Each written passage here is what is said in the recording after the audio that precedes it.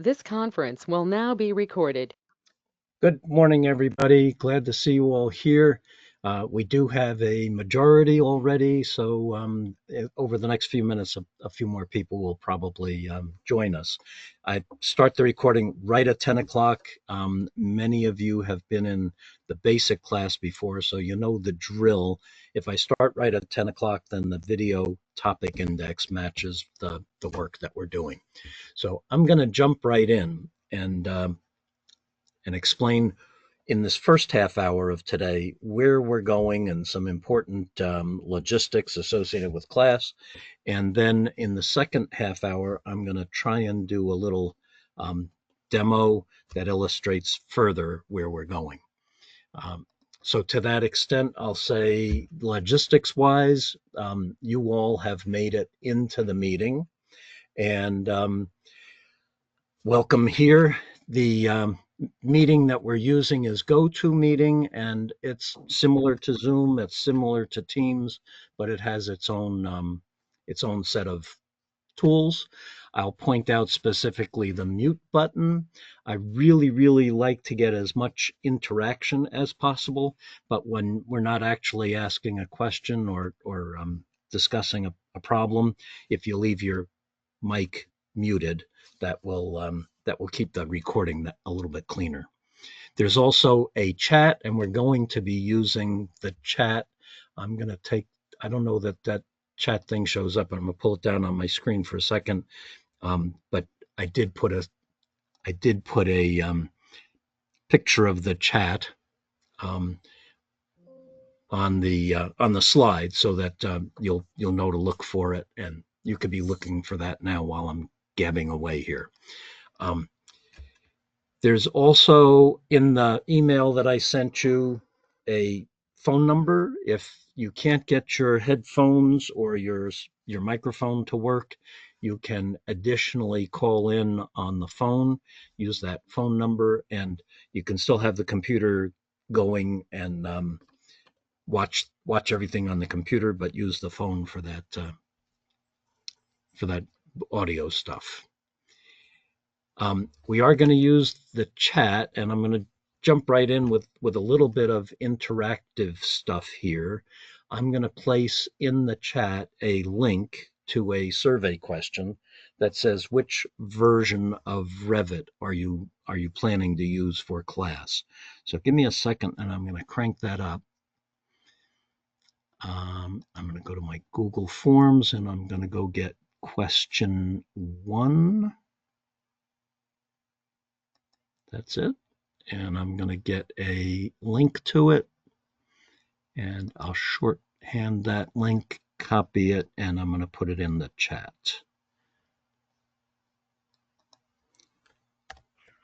You gotta open it up to all or something. I just put it there now, so double check. I thought I had published it. Oh, it looks good. Okay. So just click on that thing. You'll see essentially what I've got on the screen. And boy, you guys are quick. We've got 10 responses already. There's only 14 of us here. I'm going to give one more minute, and I'll share the responses with you now. If you haven't gotten to open that link and respond, keep after it. But I'll just show where everybody's at. So the majority of us are on Revit 2024. The person that's on 2022, I'd strongly encourage you to install Revit 2023 or 4 or 5 or 6. I'll remind everybody you can have any of those versions on your computer at the same time. And the Hydratech for Revit tools work across all of those versions. But I'm going to be sending the class material out in Revit 2023. So if you're using 2022, please send me an email if you can't upgrade and get into 2023 or above. Everyone else, good deal. Nobody on 2026 yet. and that's cool. But the latest version of HydroCAD for Revit does support Revit 2026. So I think I have another question coming up for you. Let's go back to let's go back here. So let's try another one. This one has to do with what you feel like your experience is in Revit so far. And if I open that back up and I move back here, question 2 is about how much experience you think you have in Revit already. So I'm going to go get a shortened link and put that in the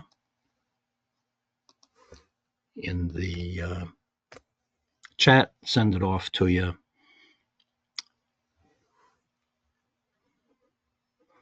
And welcome to those of you that were in the basic class. A couple of weeks ago we finished up, and the quick responses I can't help but feel are, yeah, we've done this before, Al. We can handle that pretty quick and easy. So let's get a flavor for that while everybody else gets a chance to try and tune in on that one. So I'm going to go look at the responses we have, and it says not a lot of experience, not none, but not a lot of experience. And then some of us have some experience creating 3D models in Revit. But welcome to the person that is a macho stud propeller head.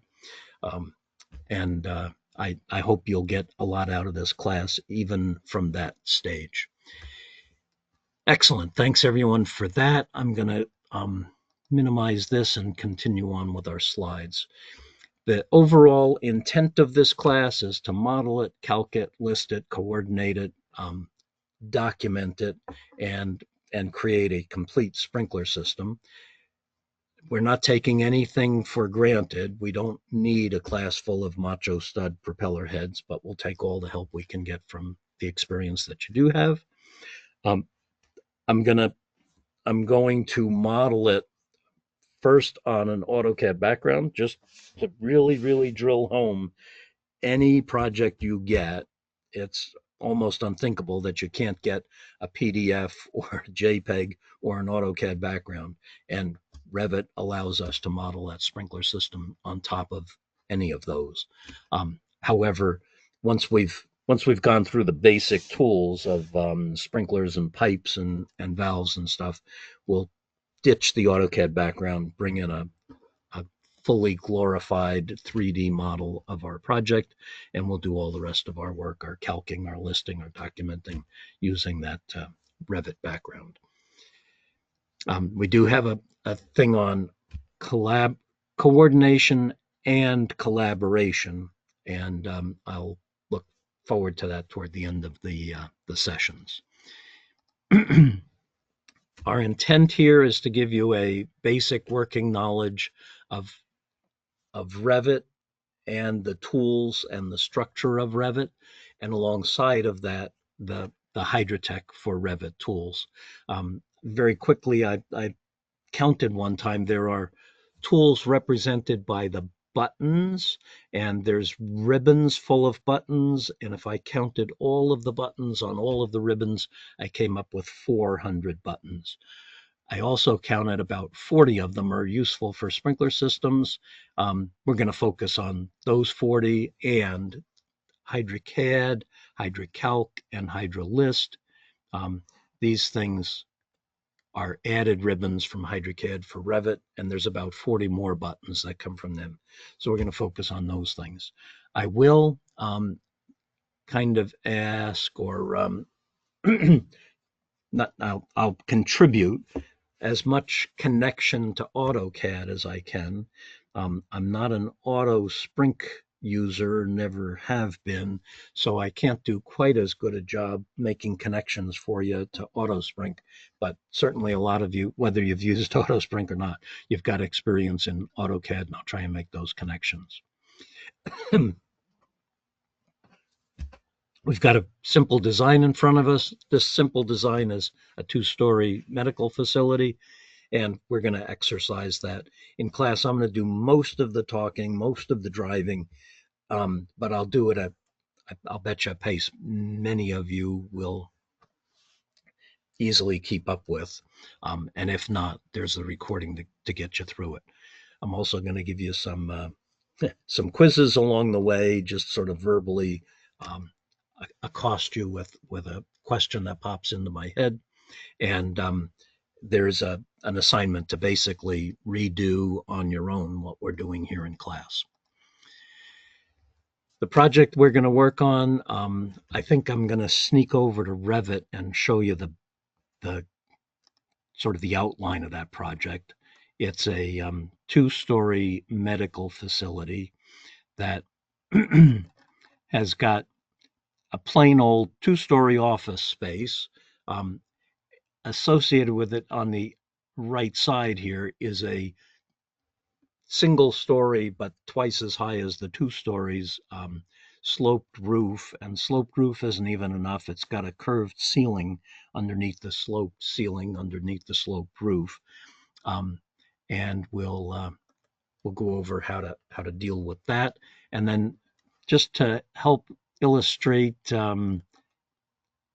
setting up the views and making sure you're measuring off of the right floor, this project has a nice sort of ER section, or a healthcare section, which is a 1.5 feet lower than the ground floor of the other thing. So we've got lower level, ground floor, second floor measuring places in this project. So we're going to slice and dice this project into bite-sized pieces and create a sprinkler system for it. I have a couple of slides to illustrate that. We're going to start by getting an AutoCAD background of the ground floor, put that in our project, and design a sprinkler system on top of that. Then in that same project, we'll get a second floor and put the AutoCAD background for it on the second floor, and we can just get started on that before we swap it out and put that Revit link in that replaces the AutoCAD drawings, and then we'll complete our design with piping on the ground floor, the lower level, the second floor, and I'll plan on doing this sloped ceiling area also. Just as importantly as being able to model that, we want to be able to get it on a piece of paper. So we're going to spend pretty much a whole lesson on documenting, creating a floor plan, a ceiling plan, a section, a 3D view, a site plan, 2D details, schedules, and all the rest of that. So getting it on a piece of paper is very, very important. Making it look like something you can be proud of is the intent there.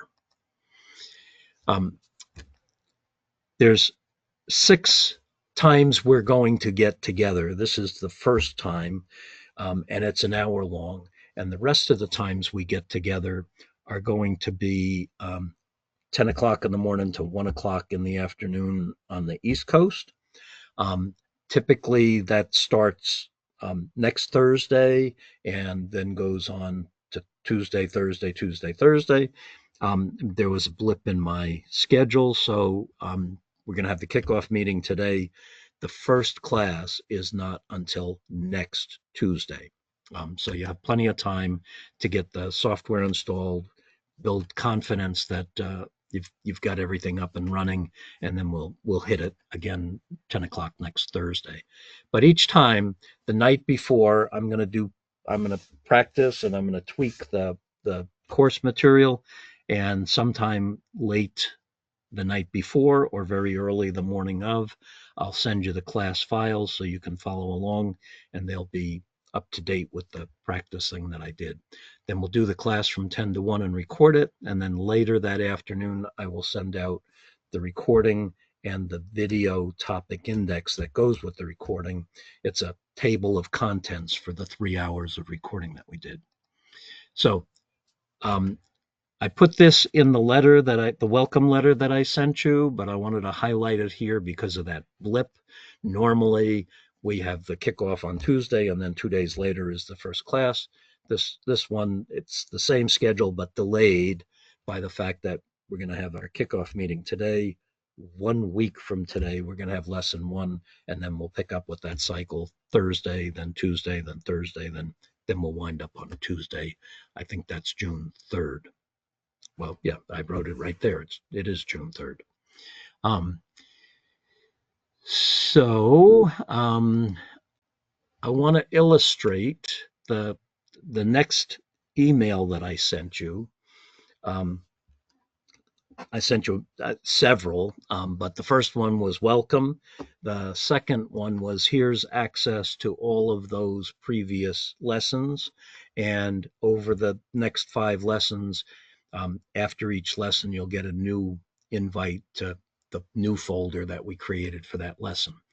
I wanted to illustrate how to use that, how to download the videos that are in those folders that I'm sending you, and how to use that video topic index, the table of contents of the video. So I already sent you an email very much like, well, 2 emails very much like this one. The first one that I send out is a notification from ShareFile. That's access to the folders on Hydrotech's ShareFile site. And then I send an email that gives you a direct link. The direct link is set up for 30 days just to make sure that you can get into it, but that ShareFile thing gives you access to that folder forever. So keep that one around. I want to show you when you do pick on that, there's a go-to folder there. The one I sent you would take you to class 2501. I didn't bother to update this. This is taking me to class 2404, like the last class of last year. But the first time you come in here, I mentioned this on the previous slide, you won't know the password. Just click on forgot password and it'll send a reset to that email address. Then you can go ahead and sign in. And this is a folder structure that we will build out over the next 5 lessons. This afternoon, I'll send you out 2502 intermediate class. That folder will have a kickoff meeting in it. And then as the classes progress, we'll add additional folders. To illustrate this, I want to go to lesson 1 folder, and this has got files in it that are used during classes, but most significantly, I want to point out there's this long file name .txt and this long file name .mp4. This is the 3-hour recording of that lesson, and this is the table of contents for that lesson. So I just want to pick something out. I'm going to go to the table of contents. It gets displayed here, but it's just a little bit funny in its formatting. So I'm going to just download it and open it here. The formatting's just a little bit better. And I want to talk about how to create a section. So, well, maybe, no, I had decided earlier I was going to use the spacing and layout tool to pick a new sprinkler. So that's at 1 hour and 51 minutes into the video. So I'm going to close this, back up here, and open the video instead. Now you can download the video, and it's a little bit more responsive when you do, but you can play This it. conference will now be You recorded. can play it right off of here Good also. morning, everyone. So at the bottom is a scrub bar, and I'm scrubbing over to 1 hour and 51 minutes and a little bit. And this is that spacing and layout tool. And I didn't play the sound for you. You don't want to hear me twice at the same time.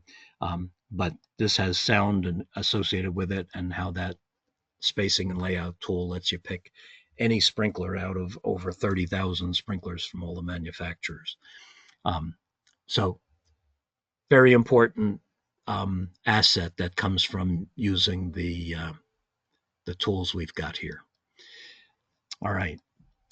Also, if you install the software, particularly if you later install Revit 2026, besides being sure that you've run the update that provides for Revit 2026, it's possible you have Revit 2026 and you don't have our toolbars.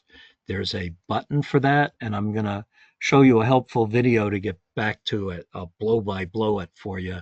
We're going to go to help videos and search for ribbons, but I'll sort of give you the quick rundown. If you're missing the ribbons, leave Revit, find with Windows File Explorer, HES Hydrotech for Revit programs. You're going to find the Hydrotech Revit add-in assistant. Right click on it, say run as administrator. This thing's going to come up. You say, I want the 3 ribbons, apply. Then you can cancel out of that and reopen Revit, and you'll have those ribbons. But I want to show you, just as an example, how there's hundreds of helpful videos, and I want you to be aware of them, and I hope that you'll get a lot of use for them. I'm in Revit, and I'm going to go to the HydroCAD ribbon, and HydroCAD, HydroCalc, HydroList all have a help pull down. And if I go to the help pull down and I go to help videos, I mentioned that there's hundreds of them. I think I qualify for hundreds.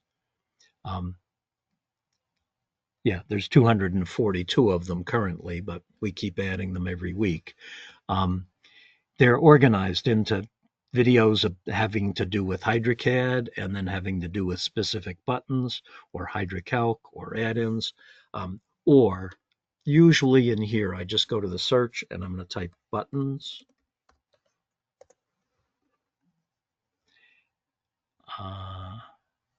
And I'm going to go back to all. There's no thing specifically in calcs for buttons, but under all,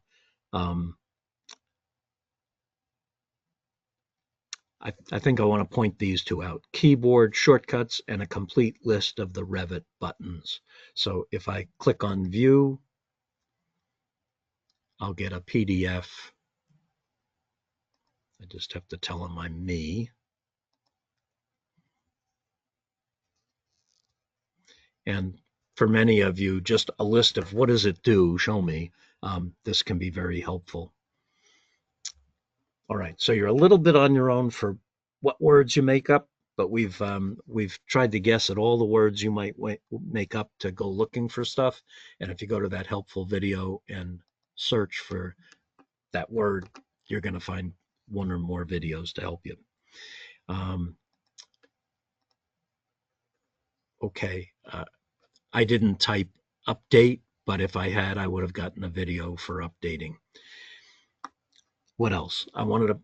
That's the helpful video for updates, but I want to tell you about the updates. When you open Revit, for the longest time, it just automatically showed that there was an update available.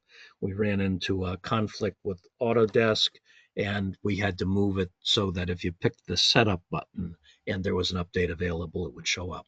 We've since resolved that conflict, and if there's an update available, it should just show up. If there is an update available, we're not going to stop the presses and make you run it. However, you can decide when. You'll know when it's available. You can decide when to install it, and you can find out what's in it to decide whether you want to install it or not. I just want to point that out quickly in Revit. If I go to help and just hover over the help button, that tells me that I'm on version 26.1.000. If I was on a previous version, that update button would be lit up over here.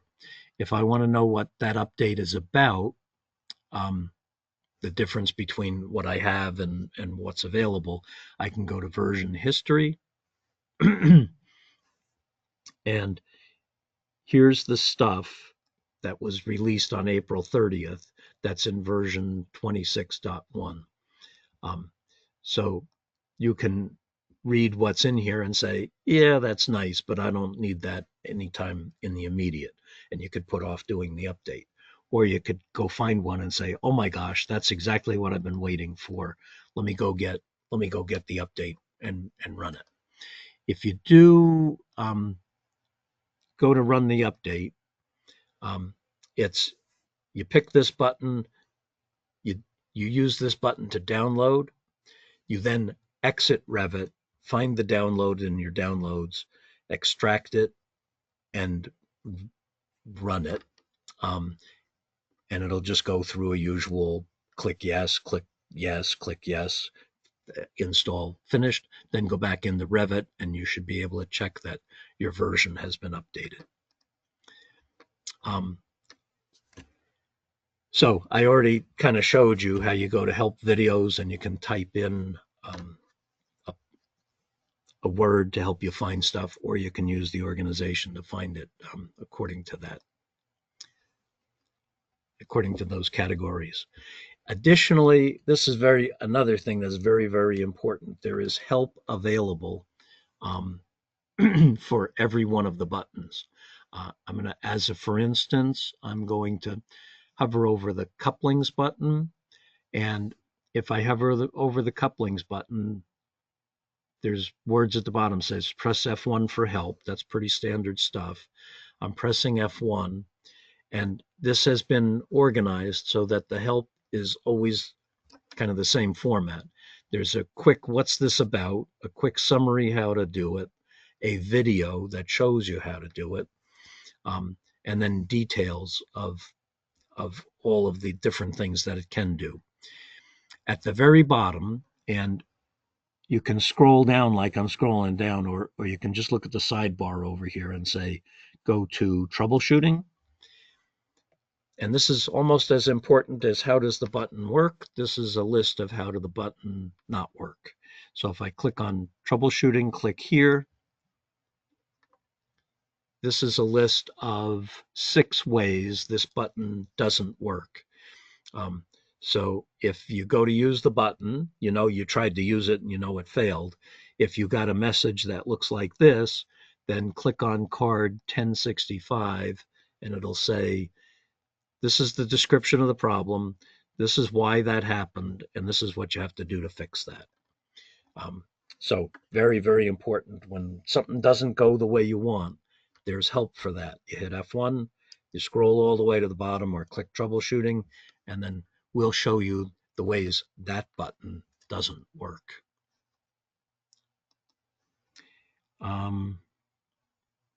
So back on our slideshow, I'm going to go as quickly through these next 5 slides as I can because I want to share that demo with you. But we're going to give you the chance to watch the presentation and then practice along. So I'm going to send the files out in the morning. And as I'm doing it, you can do it. And that's probably the most usual way for people to learn stuff well. You can also download them early each month. What did I just say? You could just sit and get a bag of popcorn and watch and then practice later. Or you can download those files and you can follow along. Or you could watch the recording from 2 months ago and then pick on me as I'm doing it because I'm doing it wrong. You've already seen what I was going to do, and you can watch me do it and correct me if you'd like. I think in lesson 5, I may ask for some volunteers. In the basic class, I do all of the training with volunteers doing the driving. Here, we're trying to cover a little bit more material, so I do most of the driving and try and keep the pace a little bit faster, but slow enough that you should be able to follow along. And I think the most important way that you can learn this stuff is put it to use right away. So jump right in and work on that next project that needs to be done. 2 more survey questions, one about what you're currently using and one about what you're expecting to get out of this class. I'm going to go back to Google and get that third question up, forms. Question 3, and I'll get you a link and I'll paste it in the chat. That should be there now. So Mike had put in the chat, should you be trying to keep up with me now, I would recommend against it. I didn't send background files or anything. I'm going to do a demo in the next half hour, and that's a get your popcorn out and watch intently. But next Tuesday, we will start lesson 1, and I would recommend that you download the files and follow along.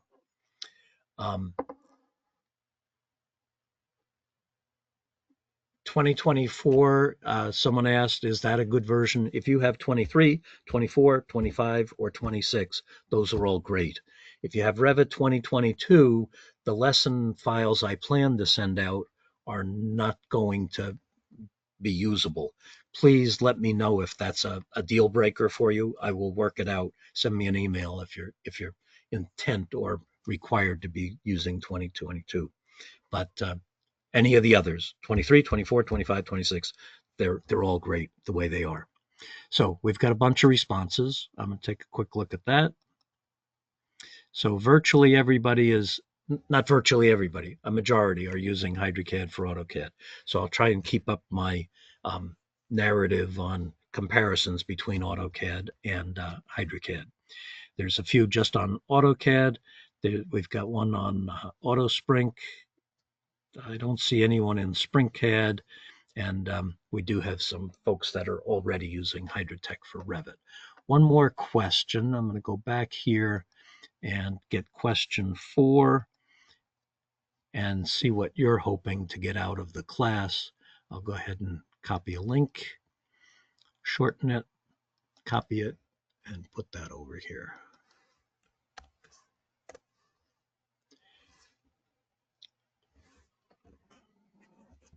A little bit more reading here, so the responses may not come back quite as quick.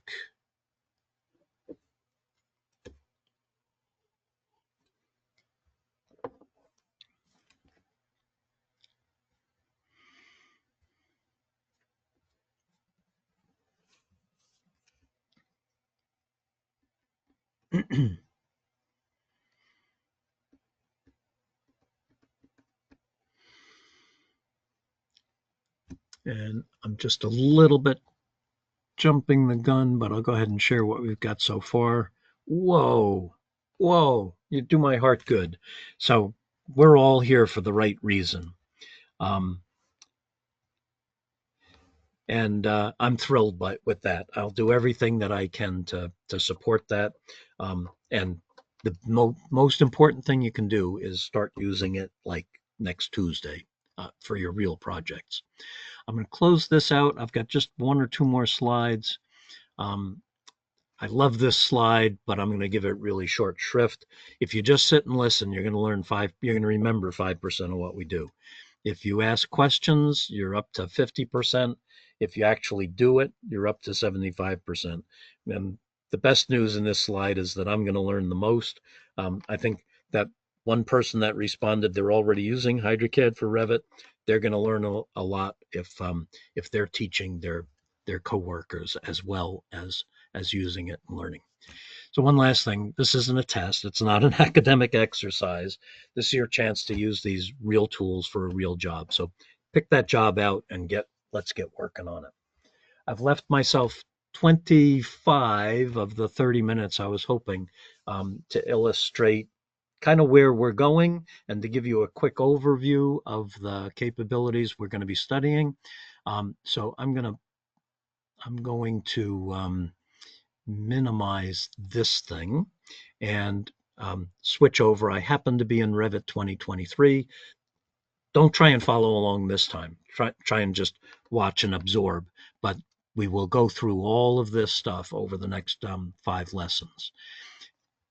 I showed you the project we're working on. Usually a good starting place for any Revit background is to open that thing up and see what's in there before you try and link it into your project.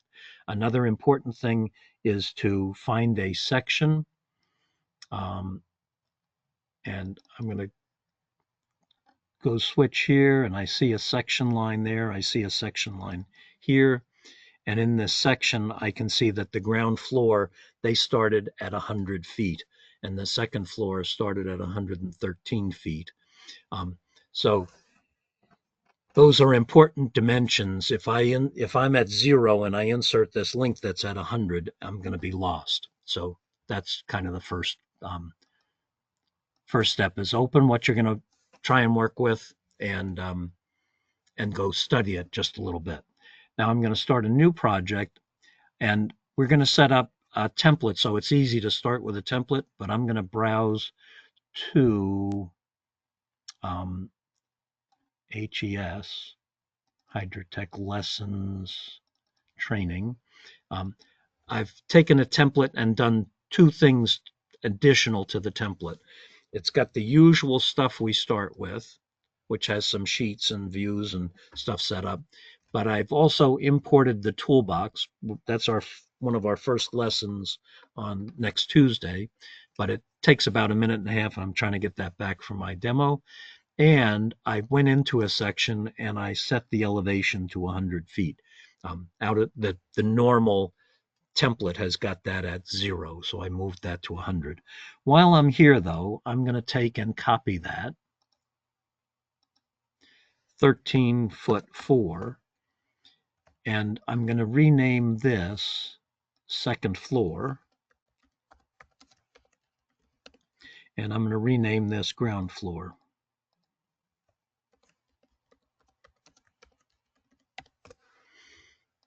All right. And for now, I'm going to say the distance between floors is 13'4". So from the second floor to the roof, I'm going to treat as 13'4" also. So having created those levels, and I'm currently on a view that's using that 100 feet as the level, I'm going to insert a link. This is almost the exact duplicate or exact analogous process as externally referencing an AutoCAD drawing in AutoCAD. So I'm going to link this 2023 version of that architectural plan. And I'm starting out a little nervous. I linked it and I don't see anything. I'm zooming out. There it is. ZA would let me zoom all. And then I'm going to take my stuff and move it to line up with their stuff.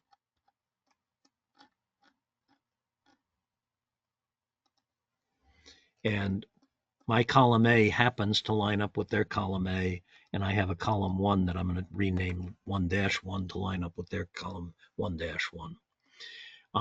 Then I'm going to make some new views, plan views, floor plans, and I'm going to make a ground floor and a second floor plan. And now this fire protection plan that I got from the template, like for free for starting, I'm going to go ahead and delete that. And I've got a ground floor plan, and I've got a second floor plan. Then I'm going to go make 2 reflected ceiling plans, a ground floor and a second floor. And there's my ground floor ceiling plan and my second floor ceiling plan. I could add room names and ceiling heights to that. If I go to annotate, I'm going to tag all, and I'm going to include the link and get the ceiling heights and the room names. And then I would be stuck with the fact that they're sticking it right in the middle and I have to clean them up a little bit. I could select all instances in the view and move them together. That'll be a little better than what I was doing, but I'm not going to get wound up on that. This ceiling plan is pretty good. I can't do sprinklers in it yet because I don't see the lights or the diffusers, and that's because that stuff is in the other project. There were two projects there, an architectural project and an engineering project. The engineering project in this job had the structure and the lights and the electrical and all that stuff in it, and the mechanical. So I'm going to go ahead and add that. And luckily that line, not luckily, by design, that kind of lines up where the other stuff was. I'm going to turn this into, both of these, I'm going to turn these into sort of working views for putting sprinklers in. And the easiest way to do that is with this view template. So for this view, I am identifying a thing with sprinkler layout. I'm going to take the two links that I just put in, and I'm going to make them underlay so they're a little bit grayed out. And I'm going to double check the view range. That's what I'm looking at, and I'm looking from 7'6", that's below the ceiling, to 13'4", and I'm going to change this to 13'4" also. And we'll explain more about that very important view range. Those two things, when I first use a view template, those two things deserve some attention. This is enough for me to get started putting in sprinklers. So I'm going to go jump into that. I'm going to go to the HydroCAD ribbon, and I'm going to go to spacing and layout. And I'm going to put in pendant sprinklers. I can pick from any one of 30,000 sprinklers, but there's a pendant recessed, kind of a generic one in the template that I'm going to use for this, and we'll get more specific on our class day. I'm going to put the ceiling at 9 feet. That's what I read off of those annotations. I'm not going to put the piping in. So up here on this 3 bar, I'm going to say, don't bother inserting the pipes. I just want to get the head space this first time around. So that got rid of the line in here. I'm also going to give it a density, a minimum pressure, and a spacing. Some limitations. This isn't the answer, but don't go over 15 feet in either direction. And if I don't like where the sprinklers come in, I'm going to move them 2 feet at a time. Since I'm not putting in pipe, most of the rest of this doesn't have any real effect. However, I would never draw branch lines with underground. When that thing lights up, I'll switch that to something else, and I can use those arm overs. Now, because this is a Revit background, I can either pick a grid, pick a light, or pick 3 points that don't depend on anything. I'm going to say pick a light, and if I pick on that light, it finds that light is in that ceiling in that room, and it gives me a proposed layout, which I'm just going to accept. And then pick the next light. I'm going to move that one up 1, and I'm going to accept it. Pick the next light. I'll move that one up 1 and accept it. Pick that light. That one's good where it is. Pick this light, and that one's okay where it is, but I think I'm going to move it over and up. And then I'll pick on that light, and that one got lost. I'm going to quit that and continue. Let me just accept that one. There he is. Okay. So I didn't see him. He was hiding in that light. Let's take this and get it out of the way. Then we can take the sprinkler and move it 2 feet. Okay. Let's keep moving. I'm going to be a little less fussy about where I put the sprinklers so that I can get us as much information as possible. The hallway there has sprinklers down there, sprinklers down there. I'm missing ones at the ends. I'll come back and get those. Then I can get this room. Go ahead and do that. Get this room. Go ahead and do that. Get this room. Go ahead and do that. And then we've got some rooms up here. This one, just because I can, I'm going to move this down and finish it. And then I'm going to take this sprinkler and I'm going to, these things are getting in my way. So I'm going to right click and select all instant, just right click. And over here, I can say temporarily hide that category. So those things aren't getting in my way anymore. And then I'm going to copy this multiple times from that ceiling tile to that ceiling tile to that ceiling tile to that ceiling tile. And I'm going a little bit too fast. I've lost my good snap, but I got a bunch of sprinklers in. I could also take this one and copy it from there to there, and I could copy it down to there. And now I want to put some sprinklers in this mechanical area.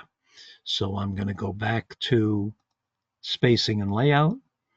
I'm going to switch to uprights. I'm going to put the uprights in, and I'm going to put the piping in with it. And I'm going to get the piping to go left and right. I'm going to use 0.15, 130 square foot spacing. I'm going to make that be threaded branch lines 10 inches below the top of steel. And if I had sprigs, they would be arm overs to threaded lines. Then I can pick the room and I can slide that down. And I can pick this room and I could slide that up. So I'm moving that whole branch line and I can finish that off. All right. Now we need some branch line piping. I'm going to type PI, and when you do a pipe, there's 4 things you got to pay attention to. The diameter, the height, I'm going to put it at 10 feet. The type, I'm going to use lines welded. And also the system. Fire protection wet is a good system. And then I'm going to draw a pipe down here.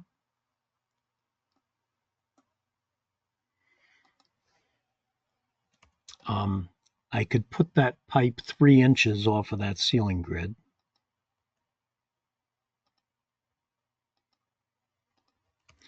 If I pick on the pipe, I can change that dimension to 0'3", and then that one's 3 inches off the ceiling grid. If I copy it from that ceiling grid to that ceiling grid to that ceiling grid to that ceiling grid and to that ceiling grid, I'll have lines galore.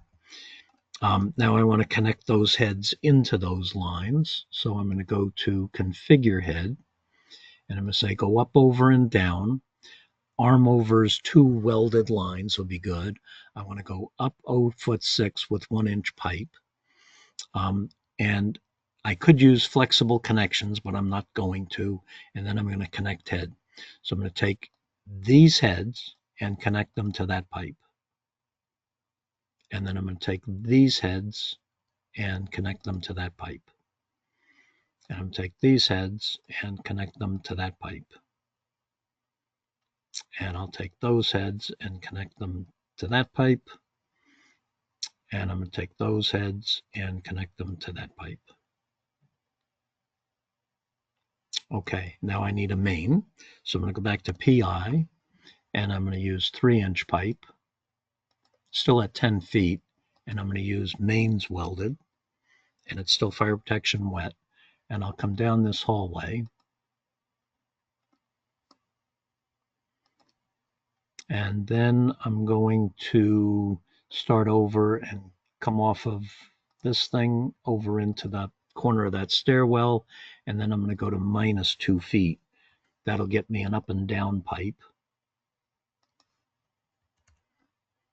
And like I did the 3 inches, I could put that 8 inches off of the corner. I'm going to leave it where it's at. Now I've got some cleanup work to do. I'm going to use Hydrotek's delete pipe to get rid of this pipe. And it deletes the pipe and it cleans the fitting up. That one's going to get capped. This one I want to get rid of. And this one I want to get rid of. This one, I'm just going to right click and draw pipe over to there, so I get an over and down. And this one I can just drag onto the main. And these are threaded, so I'm going to use delete pipe on those. And then this is welded, so I'm going to go to modify.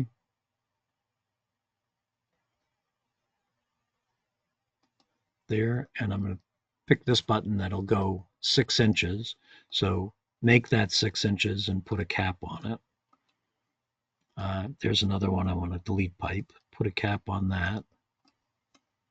Put a cap on that, on that, on that, that, and that. And then delete pipe. Where did this guy? HydroCAD, delete pipe, that guy. All right. Let's just take a quick look at that 3D wise. If I change this view to use a view template 3D working should do. But the view template, I'm going to take the links and make them underlay again.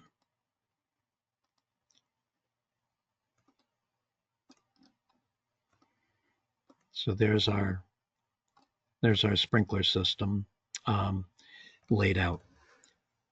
Okay, I've still got 8 minutes. I want to calc this and list it. So I've got an awful lot of views open here. I'm going to go to the second floor view and just say close all the other views. So I've eliminated some of those excess tags that were there. And to run a calc, I need 3 things: operating heads, connected model, water supply point. So the operating heads I define simply by picking the heads. There's another way I'll show you to do this, but I'm going to zero in on just the sprinklers. So I've picked 10 sprinklers, and I'm going to give them a density of 0.1, a minimum pressure of 7, a coverage area of, I'm going to make that 196 because I know I didn't go over 14 by 14.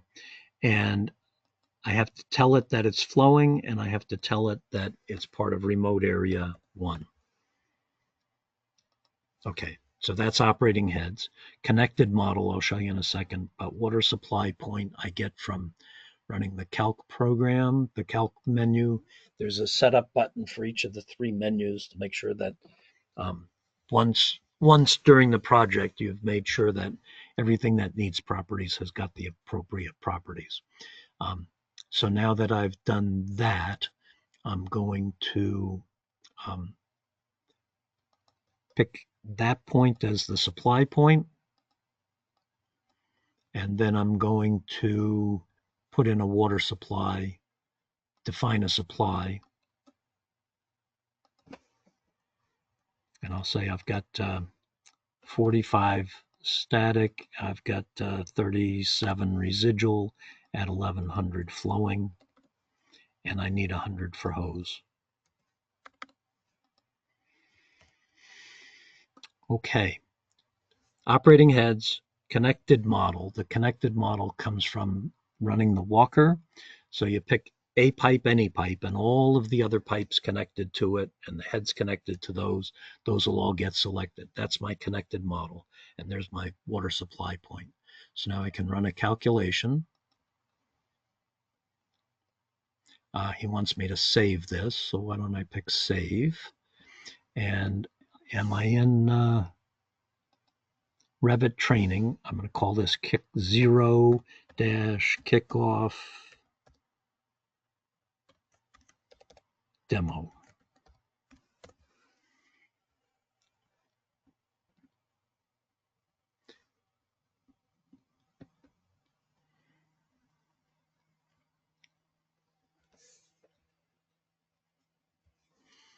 And then I'm going to run a calc. So hydraulic calc, I need to walker that first. Walker, there's my selected model. And then calc. So the job name is my project name. The area, I have only dialed in one. And I'm going to let it make up reference points. It's going to start at, why don't I start at 201 because I'm on the second floor. And it found 4 pipe types that I used. Arm overs to welded lines, those are going to be line pipe schedule 40. Lines welded, those are going to be line pipes but schedule 10. Threaded lines, those are going to be lines but schedule 40. And welded mains, those are going to be mains schedule 10. So we're good to go there. We'll run the calc.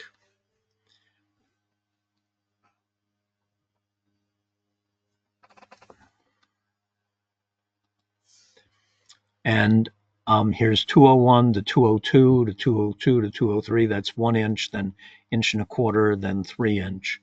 That's running down one of the branch lines and then through the main. I'm going to run the calc in here, and I have 11 pounds safety margin, so I'm pretty okay the way I'm at. I guess I want to get this calculated and listed. I'm lucky it's working, so I'm just going to close this, return to Revit, and I'm going to park the answer block over here, which has that 11-pound safety margin in it.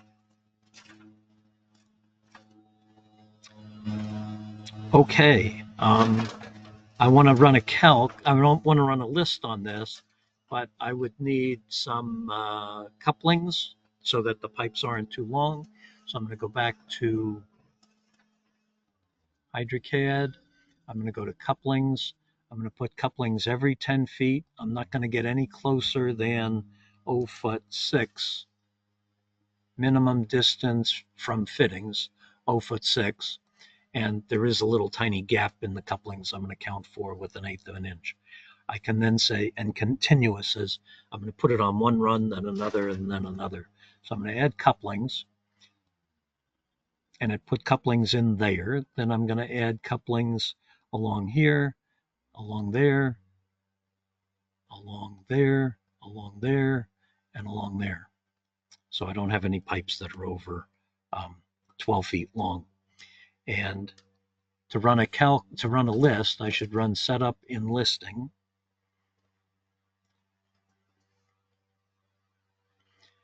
And then I should tell it where to start numbering.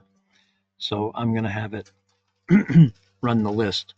I didn't put that on that elbow, but of all the pipe that I pick, that elbow's the closest to this tag. So that's where it's going to start labeling stuff. Oh, I see I forgot one here.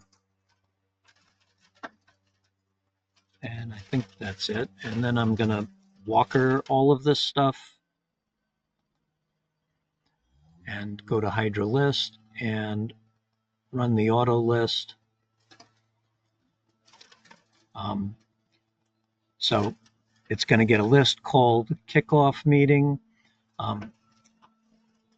This is a cheat, but this fitting is just a little bit unusual, and it needs some help to describe it. It's an override fitting that says that it's a cross and that it's it's part of a main, and it's a groovelet. So it's a groovelet both ways on a cross. That's supposed to be built into the fitting, and I realized it wasn't. So Control Z. There, it's labeled with an override. Apologies for that. I'm going to run the list again now. and I'm going to start that auto list. Um, So this is just where it's going to save it. The mains, all the pipe I drew with mains are going to be listed with mains, and they're going to start at main A. All the welded lines are the pipe that I drew with welded lines, and I'm going to start with WL1. The threaded lines, I'm going to start with LO1, and that's that arm overs and the threaded lines. That's enough of the setup for me to go ahead and run the list. And then under mains, I've got main A, I've got weld line 1, weld line 2, weld line 3. You can see a bunch of those 12-foot sections. And then under threaded lines, I've got LO1. That's one of the 2 threaded branch lines for that office, for the mechanical spaces. And I didn't do any hangers, so there's nothing in there. And then under miscellaneous, I've got the couplings and the elbows and the T's and stuff. So I'm going to go ahead and close this and return to Revit.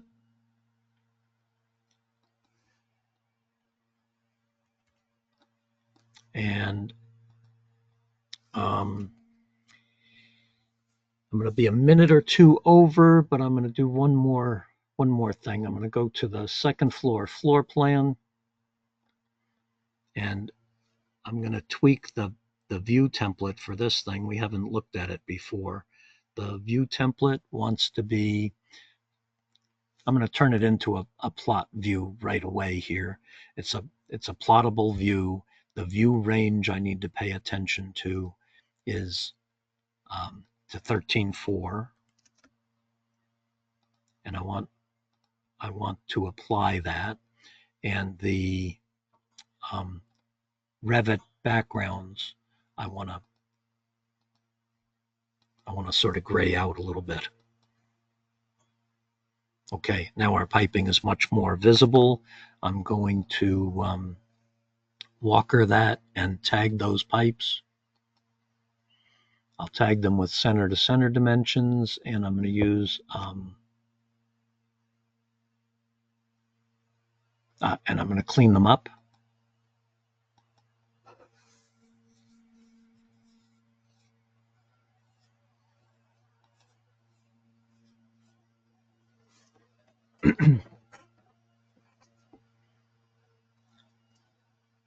And then I'm going to make a copy of the second floor ceiling plan, or I'll just go ahead and turn that one into a plottable ceiling plan. And this is part of a Revit anomaly, a Revit character. Ceiling plans are looking up, and the riser nipples get reported backwards if you're looking up. So we're going to create a ceiling plan that has nothing on it except ceiling. Now, these things are part of the cleanup process. They're just warnings that I'm going to erase, but the select all instances, they're warnings to say we did a cleanup, and this is stuff that we don't have an automated way to clean up, so you need to go look in those places to make sure it's reads good. So I'm going to take this thing, the ceiling plan, and change its view template to plot. And that's almost disappointing. It's so anemic. All it is the ceiling grids. But the ceiling grids are something you can't get to show up in the floor plan. The other thing I have to do to both of those views is make sure I crop them so that when I put them on the sheet, they don't take up the whole sheet and then some. So by default, the crop was way out there. And now I'm moving that in.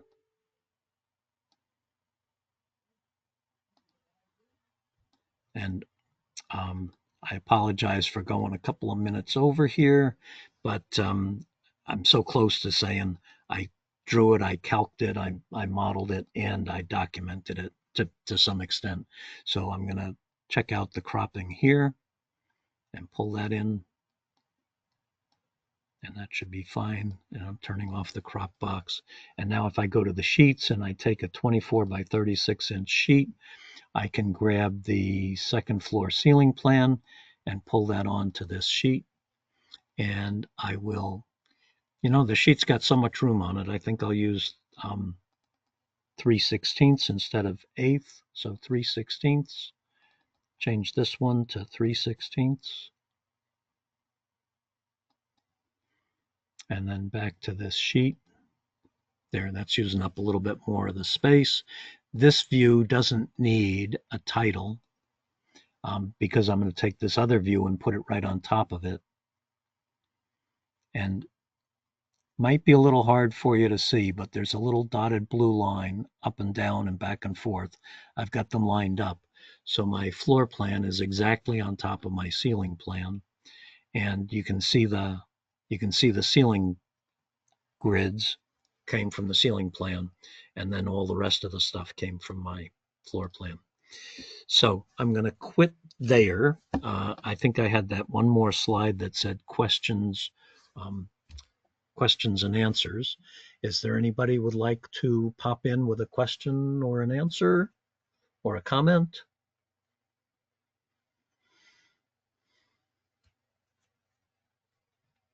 Does it do equivalent K factors on that? The K factor is built into the sprinkler head.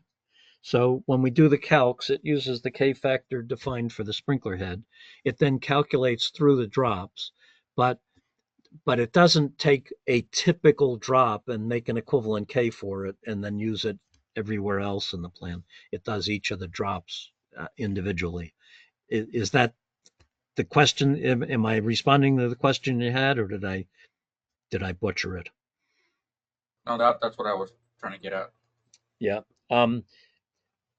We have to remember historically that K factor was there because we had to write all this stuff out by hand, and writing the same thing over and over and over was just way too much work. That's why we did that equivalent K. Now that the computer's doing it, it's easier for him to write it out every time because he's doing the exact same thing every time. They're both 100% legitimate, but the history sort of dictates which way that wants to go. Anyone else? Well, don't forget, our next class is not 2 days from now. It is 1 week from now. And on Monday, I'll send out the files that we're going to use next Tuesday and an invitation. And later today, I will send out this recording and the video topic index for it. So I hope you all have a great week. And thanks for being here. I am really looking forward to running through this whole project with you and getting you meeting that expectation of let's use this for everything going forward. Thanks, everyone. Thank you. So- Thank you, Al.